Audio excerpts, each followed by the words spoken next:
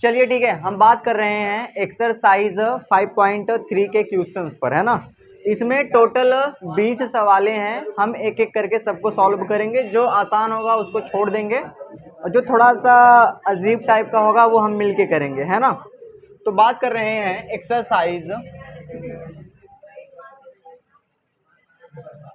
5.3, है ना। देखते हैं इसको कैसे सॉल्व करते हैं, ठीक है ना। आप लोगों का कहना है क्वेश्चन नंबर पहले का कौन सा, तीसरा। इसमें क्या लिखा गया है, कोई मुझे बोलेगा। 0.6 है, फिर कितना है 1.7 है, फिर कितना है 2.8 है, और फिर डॉट डॉट डॉट, और 100 पदों तक, है ना।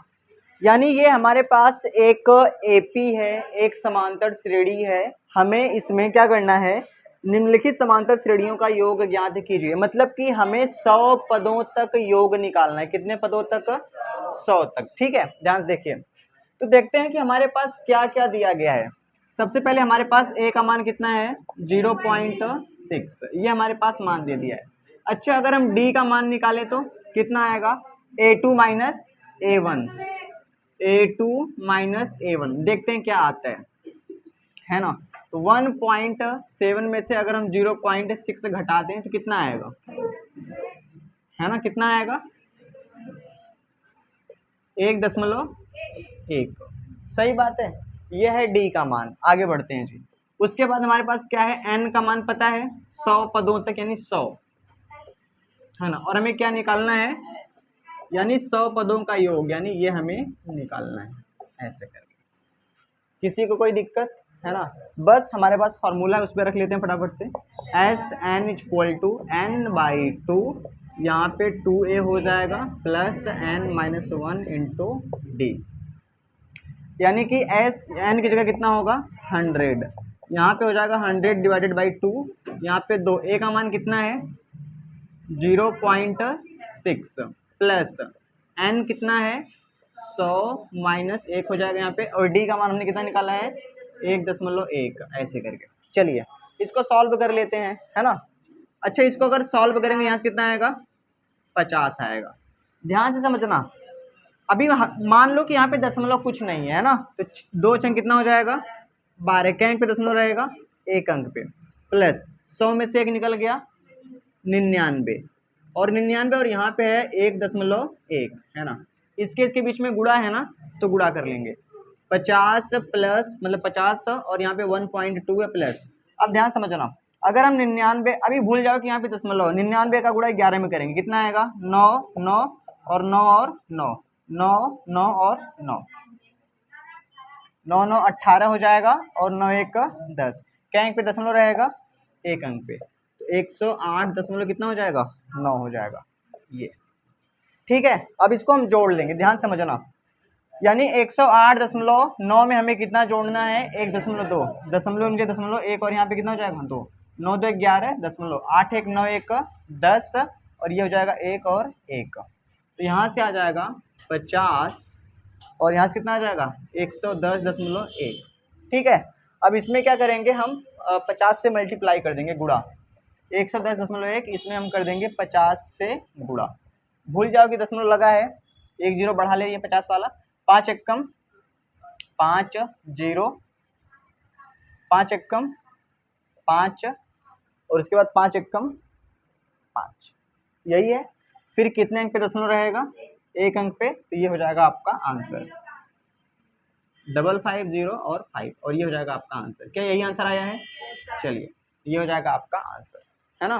तो आपको क्या करना है, दशमलव से बिल्कुल भी नहीं डरना है ना। सिंपली जैसे फॉर्मूला है उस पर रखते जाओ, और थोड़ा सा ध्यान से गुणा करना है ना, तभी आपके आंसर सही आएंगे। नहीं आता है बच्चों की तरह गुणा करो, है ना, लिख लिख के गुणा करो। ये नहीं कि बिल्कुल एकदम आपको तेज करना है, और कैलकुलेटर लेके मत बैठो, ठीक है। यहाँ तक चलिए। क्या किसी को चौथी नहीं आई क्या, चौथी सवाल बतानी है? चलिए पहले का चौथी देख लेते हैं, इसको कैसे सॉल्व करते हैं। हमारे पास लिखा है 1/15 कॉमा 1/12 1/10 और फिर कॉमा, कितने पदों तक? 11 पदों तक। किसी को कोई दिक्कत नहीं? चलिए आगे बढ़ते हैं। ध्यान से समझना, यहाँ पे a का मान कितना हो जाएगा? 1/15, है ना। अब यहाँ से हम सबसे पहले d का मान निकालेंगे। किसका मान निकालेंगे? d का मान। तो d का मान मतलब इसमें से इसको घटाएंगे, 1/12 माइनस 1/15। ठीक है, ध्यान समझिए। इसका एलसीएम कितना आएगा? 12-15 का इसका एलसीएम आएगा 60। कितना आएगा? 60, है ना। तो 12×5 = 60 और 5×1 5 माइनस, और 15×4 = 60 और 4×1 4, तो 1 कितना हो जाएगा? 60। ये किसका मान है? ये है डी का मान। और हमें एन का मान पता है। एन का मान कितना है? 11 पदों तक। हमें 11 पदों का योग चाहिए ना, मतलब हमें S11 निकालना है। ठीक है, तो मैं डायरेक्ट करता हूँ। S11 बराबर क्या हो जाएगा? 11/2, है ना। पहला पद कितना हो जाएगा? 1/15 और plus n-1 into D. N कितना हो जाएगा? 11-1, और डी का मान कितना हो जाएगा? 1/60। यही है, मैंने डायरेक्ट फॉर्मूले पे रख दिया। देखते हैं क्या होता है। 11/2 है, इसको रहने दो। इसके बटा 1 कर लेंगे, 2 का ऊपर गुड़ा इसका यहाँ, तो 2×1 कम, 2 कितना हो जाएगा? 15, प्लस 11 में से 1 निकला 10, और यहाँ पे इसको कोष्टक में रखता हूँ, और ये है 1/। किसी को कोई दिक्कत है ना? अच्छा, 10 और 1 इसके बीच में क्या है? गुणा है ना, तो यहाँ से हम ये हटा सकते हैं। ये है गुणा, और इसके बटे कितना कर लेंगे? 1। ये अंश में है, ये हर में है, तो ये 0 क्या हो जाएगा? कट जाएगा। तो यहाँ से हो जाएगा 11/2, और यहाँ से 2/15 प्लस यहाँ से 1×1 कम 1, और यहाँ से 6 आ जाएगा। बात क्लियर है? आगे बढ़ते हैं। 11/2 जैसा का तैसा। 15 और 6 का एलसीएम कितना? ये समझ लो कि सिर्फ भिन्न का जोड़ है। 15 और 6 का कितना हो जाएगा? 90। सही है, 30 होगा। इसका एलसीएम कितना होगा? 30। 15 दूना 30 और 2 दूनी 4, 6×5 30 और 5×1 5, 11/2, और यहाँ से आ जाएगा 9/30। इसका इसमें क्या है? गुणा है ना।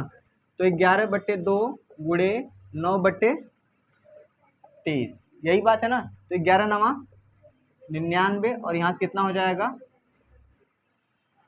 60। अच्छा, ये कट सकता था, है ना। थोड़ा इसको काट लेते हैं यहीं पे, ध्यान देखिए।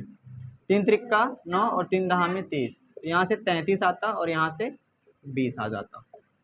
10 दूना 20, और ये हो जाता आपका आंसर। बस आपको सॉल्व करना है। अब कोई बच्चा मेरे से कहे कि सर मुझे है ना भिन्न का जोड़ घटाना नहीं आता है, एलसीएम लेना नहीं आता है, तो आप ये मत भूलो कि आप क्लास 10th में हो। ठीक है, दो संख्याएं और उनके बीच अगर मान लीजिए एक संख्या कोष्टक में है और एक और संख्या है, तो उनके बीच में हमेशा गुणा होता है। जैसे यहाँ पे देखो, ये अंश में था, इसके बटे मैंने हर लगा दिया, ऊपर का ऊपर गुणा, नीचे का नीचे गुणा। तो ऐसे करके जब आप करते हैं तो आपके आंसर बिल्कुल सही आते हैं, है ना। चलिए बात करते हैं आगे।